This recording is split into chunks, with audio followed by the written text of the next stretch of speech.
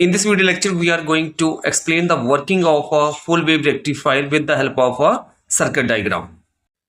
First of all rectifier वो device होती है जो कि एसी को डीसी में कन्वर्ट करती है। अब फुल वेव रेक्टिफायर है मींस जब आपके पास एसी का पॉजिटिव हाफ आएगा तो भी आउटपुट मिलेगी और नेगेटिव हाफ आएगा तो भी आउटपुट मिलेगी। इसके लिए ये सर्किट डायग्राम है।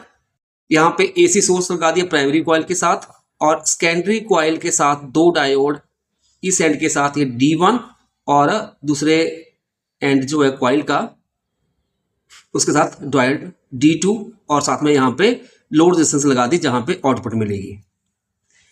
जब हम यहाँ पे इनपुट देंगे मान लो हमारे पास आ रहा है एसी का पॉजिटिव हाफ, तो इन दैट केस क्या होगा, इस कॉइल में से करंट जो है वो चेंज होगा तो यहाँ पे क्या होगा, मैग्नेटिक फील्ड बनेगी और जिसके कारण ये नियर बाई कॉइल जो है इसकी मैग्नेटिक फील्ड मतलब मैग्नेटिक फ्लक्स चेंज होगा जिसके कारण ईएमएफ इंड्यूस हो जाएगी। और मान लो जो अपर ये हमारे पास ये पॉजिटिव बन जाता है और लोअर एंड इसका सेकेंडरी कॉइल का बी जो है नेगेटिव बन जाता है। तो हमारे पास डायोड D1 कंडक्ट करेगा, यहाँ पे फॉरवर्ड वाइसिंग होगी। फॉरवर्ड वाइसिंग कब होती है, जब ये पी साइड है और ये एन साइड है। जब पी साइड पॉजिटिव के साथ कनेक्ट होती है बैटरी के साथ तो हमारे पास फॉरवर्ड वाइसिंग होती है और in that case diode conduct करता है, मतलब इसमें से करंट फ्लो करता है। तो इस तरह से हमारे पास थ्रू लोड हमें आउटपुट मिल जाएगी।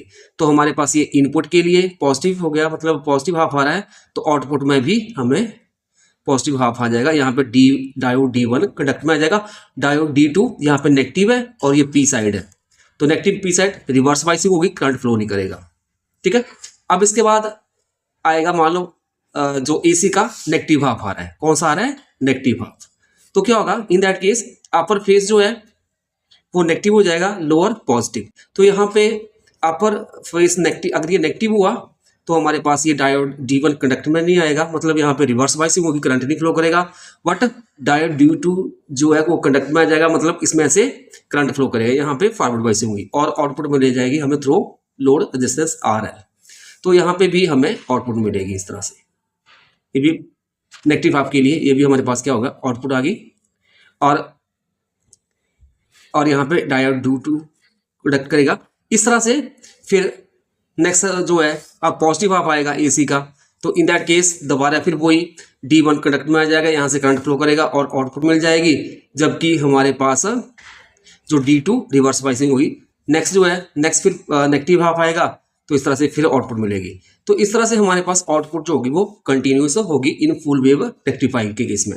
अब जो है expression for output voltage in full wave rectifier, जो आउटपुट डीसी वोल्टेज होती है जिसके बराबर होती है वो mean load current multiply load resistance.